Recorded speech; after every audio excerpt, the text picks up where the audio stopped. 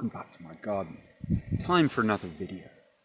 Last week, I left you with the thought that perhaps over the course of the week, rather than yet another ad hoc, random musing on something just because I felt the need to make a video, I was rather hoping that things would have solidified so I could tackle something, a more meaty topic. Well, that hasn't happened. I continue to be buffeted by chance and circumstance. Today, for example, has been somewhat disrupted because my quite peculiar cat just launched itself at me. Sort of felt a bit like, where have I seen this before when I thought about it? Last week I was talking about a reflection on a car crash, and my cat this morning, as I dragged back what image best could explain what it did, and I thought of maybe that movie Gremlins, some sort of small furry thing that had the capacity to launch itself at you and cause extraordinary pain. Because that is exactly what my cat did. Now, it's got a badly damaged leg. There's the ongoing territorial battles with stray cats that live in the neighborhood.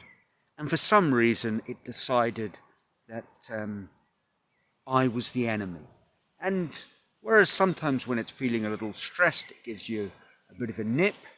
Not pleasant, but manageable. This time, he destroyed my shorts and drew blood in various spots. Very unpleasant. Quite painful, actually. It made me think that, no, I won't become a big game handler. I don't think so. Big cat handler. Because this is what a small, scruffy little street cat can do. Heaven help us if you were mauled by something larger. Anyway, that didn't get my day off to a good start. And I feel, under some sort of pressure to make the video today, because what with it being the eve of Carnival, if I don't make it today, the next few days could be very difficult to find a time when there is peace and quiet. Carnival's a funny thing. It's not just the parade. It's a sort of license to make as much noise and create as much havoc as you care to. It's an interesting story, the origins of Carnival, and here one of the habits. All over Latin America, there are strange things that people do in Peru, and later on when I was on holiday at that time in Venezuela. People during the Carnival period have a socially accepted free license to throw water on you. So in Peru, you could be walking down the road innocently and a bucket of water is emptied on your head from the balcony above. Or you could be walking along very happily and you get pelted with a water bomb. When I visited Venezuela during a Carnival period,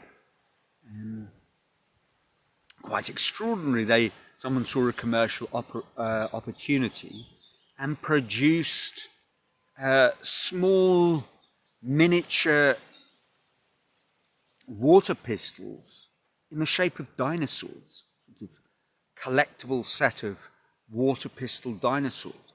And you could quite literally assault a local police officer with a water pistol, go up to him and squirt water at him, and he would take it. It was very, very peculiar. And if you dig back into the origins of this, it seems to me from my reading that there were traditions in villages where essentially the little person could speak truth to power. You could say whatever you liked to whomever you liked, and they could do nothing. It was an escape valve, so to speak. Now, what form has that taken here in the northeast of Brazil? Well, people have a term for it, which I will simply translate as, I'm not sure actually what the word would be, kind of mucky. You walk around and you throw manioc flour at people.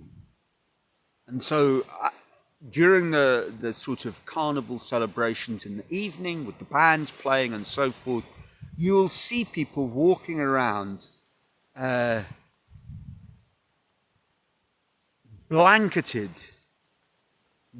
ghost-like white with this rather horrible sticky flour. And the kids are given little bags of it. And you'll see small hordes of children kind of swarming around the streets in little gangs, wearing sunglasses because it really stings if you get it in the eyes. Some people rubbing it in unsuspecting people's hair. I think you get the idea, and I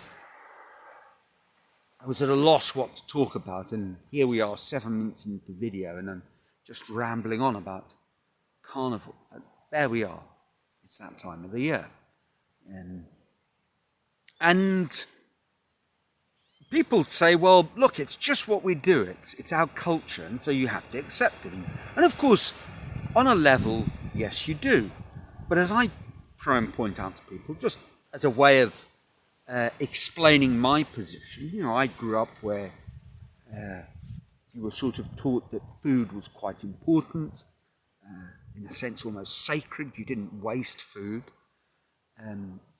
Food fights were an act of rebellion, really, something that you did that was you might get away with, but it was antisocial and on some level sort of wrong. And the adults taking part in this activity, and they do take part in it, the drunker they get, the more enthusiastic some of them become. A sort of flower paintball village wall. But first of all, there is obviously this extraordinary waste of food. The fact that afterwards, as the flour sort of turns rancid, it can be a little bit unpleasant, and we don't have a municipal service that goes around during Carnival. I mean, this happens in big cities where the streets are being hosed down. Nothing like that here, obviously. So it relies on the rainy season actually being what it claims to be, which so far it hasn't. But besides the wastage of food, I've also argued, when I become pompous and argumentative, which is something that I'm prone to after a beer or two, I point out that you do, of course, understand, my friends, I will say, that this business about speaking truth to power, an escape valve, is there specifically at the invention of those in power to maintain the status quo. And Carnival is a bit like that in Brazil. There's some sort of phrase which loosely translated is the politics of popcorn and football, and Carnival. That we have this exuberant, joyful outpouring and carnival and at football matches, a party atmosphere, so that people can put up with being, for the most part, socially abused. It's that a small number of people keep an enormous, disproportionate share of the spoils, so to speak. So I can get a little overly analytical at this time of the year. And as I've alluded to, yet another week has rolled by, and I still am no closer to kind of settling into a routine, or no closer to moving towards a series of habits that will lead to a more purposeful 2024. I did have one revelation on a bus recently, which was that it's a leap year. I like my numbers. Those who've watched this channel regularly will know. And I grasp onto whatever straw of numerical comfort quirkily is thrown in my direction by my subconscious, I guess. And on the bus recently, I thought, well, it's a leap year, so 31 plus 29, 60. The first 6 days of March, 66. So, and it's a leap year. So the 7th of March ushers in the final, or a sequence of 300 days of the year until the end of the year. And I've often spoken about my overarching and ridiculous, preposterous 100-day plans. And of course, the 7th of March, as it happens, is my birthday. So my birthday this year, falling as it does, as always, on the 7th of March, but in a leap year, ushers in the perfect timing for a 300-day sequence. So if I wanted to write off January as a poor time to start a new beginning, because of, well, it is, New Year's resolutions don't work, and then we got into February, well, I can postpone it still further because of Carnival. I've now reached a point where I'm postponing taking some sort of grip and ushering positive change to my lethargy of so far of this year. I'm postponing it until my birthday.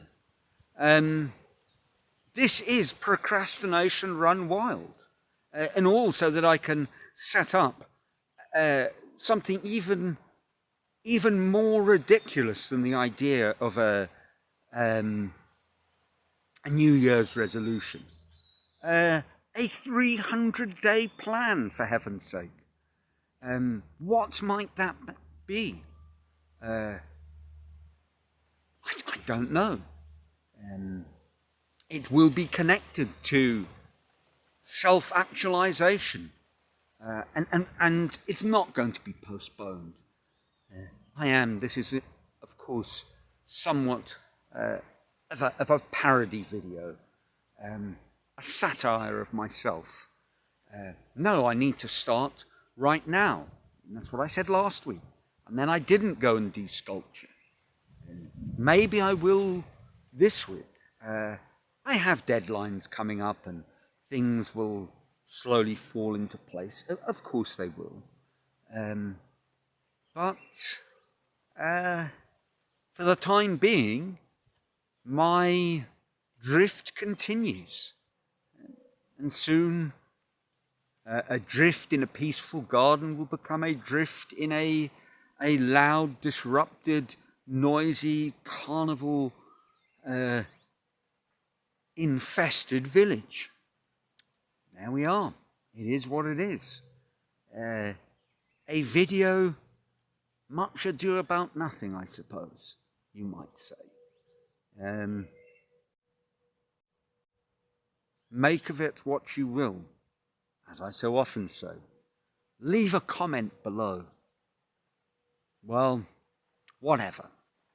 As always, I hope your life is filled with joy, that you haven't been assaulted by small cats, that you are living purposefully and not just drifting towards another day when somehow, mystically, it will usher in a change, when, of course, the only way to usher in a change is to press the red button and do something.